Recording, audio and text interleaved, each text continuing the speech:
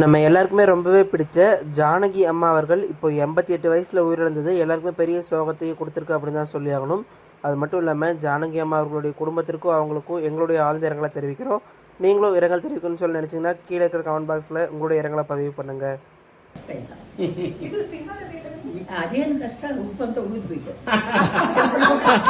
ನಾನು ಪೇಪರ್ ಕೂಡ ನೋಡ್ಲಿಲ್ಲ ಅದು ಫುಲ್ ಸಾಂಗ್ ಪೇಪರ್ ಕೂಡ ನೋಡದೆ ಹಾಡ್ದೆ ರಿಕಾರ್ಡ್ ಇಷ್ಟು ಇದು ಪೇಪರ್ ನೋಡು ನನಗೆ ಟೆನ್ಷನ್ ಆಗ್ತಾ ಇದೆ ರಿಕಾರ್ಡ್ ಮಾಡೋರು ಯಾಕೆ ಟೆನ್ಷನ್ ನನಗೆ ಬರುತ್ತೆ ಅಂದ್ರೆ ನಾನು ಥಿಯೇಟರ್ದ ಹೊರಗಡೆ ಓಡಿ ಹೋಗ್ತೇನೆ ತಟ್ಕೊಂಡಾಗಿದೆ ಓಡಿ ಹೋಗಿ ಹೊರಗಡೆ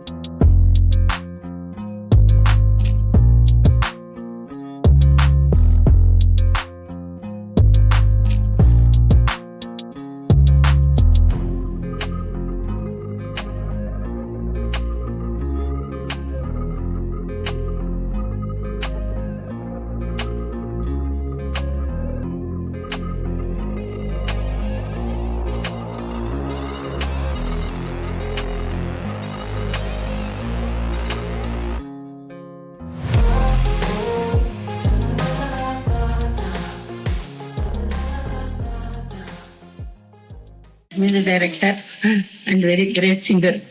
He sang very nice. ತುಂಬಾ ಚೆನ್ನಾಗಿ ಹಾಡಿದ್ರು.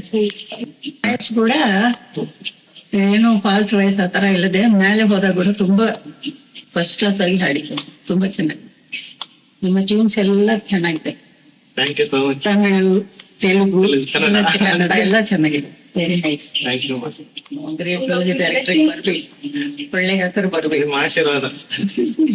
ಇನ್ನು ಗ್ರೇಟ್ ಸಿಂಗರ್ ಆಗಿ ಬಾ, ದೊಡ್ಡ ಹೆಸರು ಬರ್ಬೇಕು. ದೇವರ ದಯೆ.